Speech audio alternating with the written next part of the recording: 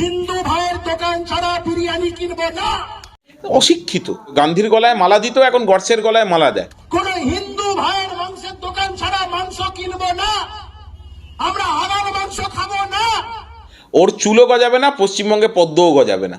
ওর recently reception হয়েছিল জানো, recently reception হয়েছে, মুসলিম কারিগর বিরিয়ানি বানিয়েছে, সেটাই তো লোককে খাইয়েছে। আর ও বলছে মুসলিম লোকের রাতের রান্না খাবে না, মুসলিম লোকের হাতের কাটা মাংস খাবে না। অশিক্ষিত।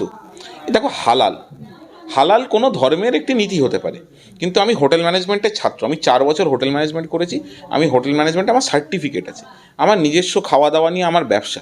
আমি তোমায় বলছি সায়েন্টিফিক্যালি হালাল মাংস আমাদের কেন বলে, হালালের সময় যে রক্তটা বেরিয়ে যায় তাতে ক্লট কম হয় শরীরে, এবং তাতে অ্যাকিউরেট ওজন পাওয়া যায়। তাই জন্য যে কোনো হোটেল ইন্ডাস্ট্রিতে হালাল মাংস চলে।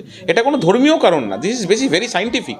তাই এরা গণ্ডমূর্খ, হস্তিমূর্খ, এদের কোনো যোগ্যতা নেই। মানুষকে বিভ্রান্ত করা, ভাগাভাগি করা হচ্ছে এদের কাজ। ও গান্ধীর গলায় মালা দিত, এখন গডসের গলায় মালা দেয়। আগে নিজের বাবাকে বাবা বলতো, এখন অমিত শাহকে বাবা বলে। ওর কথার কি উত্তর দেবো? বলছে 30% মুসলমান আর 70% হিন্দু, 30%-এর জন্য কেন 70% স্যাক্রিফাইস করবে? স্যাক্রিফাইস করার কথাই আসছে না। 30% 30%-এর মতো চলবে, 70% 70%-এর মতো চলবে। আপেল আর কমলা লেবু দুটোই ফল, দুটোকে একসাথে মেলালে কিন্তু চলবে না। 30-30-এর মতো চলবে, 70-70-এর মতো চলবে। আর 30 আর 70 মিলে যারা মানুষ, তারা মানুষের মতো চলবে। আর এর মধ্যে কিছু জন্তু জানোয়ার আছে, তারা বিজেপির মতো চলবে। দিল্লি কারিমসে বসে নিহারি খাচ্ছে, কোরমা খাচ্ছে। আমি তো বলছি, এরা রাজনৈতিক দ্বিচারিতা এমন জায়গায় পৌঁছেছে, এরা নিজেদের সব অস্তিত্ব ভুলে যায়। দেখো, বাঙালির একটা সত্তা আছে, ভাত ডাল মাছ বাঙালির খাদ্যাভ্যাসের জিনিস। এবারে হঠাৎ করে যদি তুমি মেকি সাজতে চাও, তোমার ব্যাকলগগুলোকে তো ঢাকতে হবে। ব্যাকলগগুলো সব বেরিয়ে পড়ছে। দিল্লিতে কারিমসে বলছে নিহারি ভালো খেতে, কোরমা ভালো খেতে, এই হচ্ছে ব্যাপার।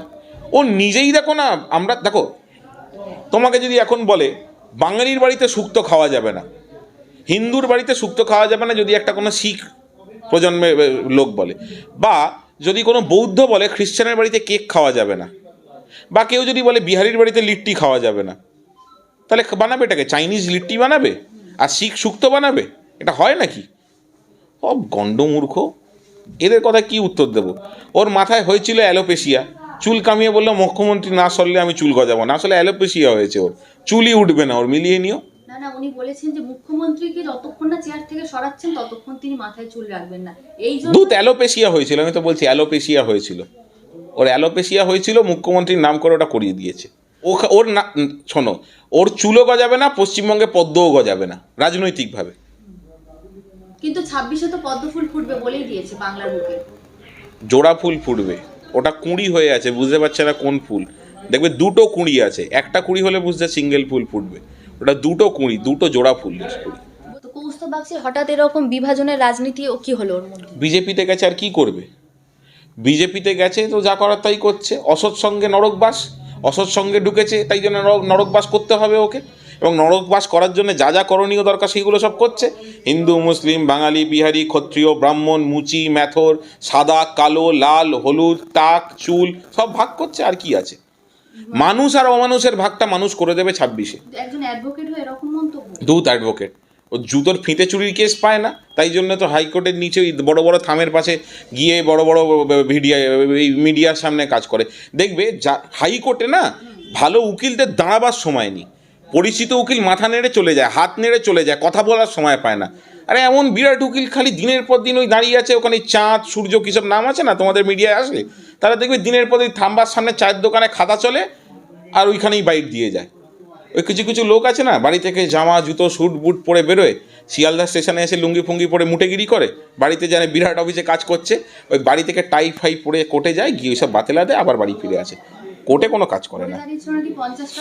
50টাও ভোট পায়নি কৌস্তব বাগচী, 17টা ভোট পায়নি। 50 তো 3-54, মানে 3-17-54 হয়, কত 51 হয়। 17টা ভোট পায়নি ও নিজের পাড়ায়। 50 তো অনেক বেশি বলে দিলে। তাও জাতীয় কংগ্রেসের মতো সিম্বলে দাঁড়িয়েছিল। জাতীয় কংগ্রেসের একটা ভিত্তি আছে। দেখো, আজকে হয়তো কংগ্রেস দুর্বল, সাইনবোর্ড হয়ে গেছে নীতির জন্য, কিন্তু জাতীয় কংগ্রেসের একটা ভিত্তি আছে, ঠিক আছে? 140-45 বছরের পার্টি। গোকুলদাস শেষপাল কলেজে 1800 কত সালে প্রথম সম্মেলন হয়েছিল, কোন কোন নেতা তাদের একটা ভিত্তি আছে, পশ্চিমবঙ্গ কেন ভারতবর্ষে তারা রেলিভেন্ট, তারা হতে পারে আমাদের সাথে মতের মিল হয় না, কিন্তু তারা রেলিভেন্ট। সেই সিম্বলে 17টা ভোট পাইনি। সেই জন্যই কি এই বিজেপিতে পালিয়ে সেই করছে? সিআরপিএফ আর এইটা, সিআরপিএফ আর এইটা, আর কিছুই না। এর মানুষ তো 26-এ জবাব দিয়ে দেবে। দিয়ে দেবে, 21-এ দিয়েছে, 24-এ দিয়েছে, 26-এ দিয়েছে। 26-এ ও বলবে ঝটকা, কেউ বলবে গুটকা, কত উত্তর দেবো বলো তো, কত উত্তর দেবো? মানুষ খাদ্যাভ্যাস তার, যার আপনার রুচি খাবে, আপনার রুচি পড়বে, মানুষ মানুষের মতো থাকবে, এটা আমরা বলতে পারি। কে কি করবে, কে কি খাবে, কে কি বলবে, এইগুলো নিয়ে রাজনীতি হয় না। রাজনীতি রুটি কাপড়া মাখানের হবে, রাজনীতি উন্নয়ন অনুন্নয়নের হবে, রাজনীতি ডেভেলপমেন্টের হবে, শিল্পের হবে, জিডিপির গ্রোথ, জিডিপির ফল নিয়ে হবে। কি কোন দোকান থেকে বিরিয়ানি খাবে সেটা ওরা ঠিক করে দেবে। আরে আমার মনে হয় না, ব্যারাকপুরে দুটো বিরিয়ানির দোকান আছে যার মালিক হিন্দু মালিক আর কি, তথাকথিত ওদের থেকে কাটমানি পাবে হয়তো, প্লেট প্রতি 2 টাকা 5 টাকা এইসব পাওয়ার কোনো হিসেব করেছে, তাই জন্যে বলছে ওদের ওখানে গিয়ে খেতে। আমার মনে হয় এটাই কারণ। বুঝতে পারছি। হ্যাঁ।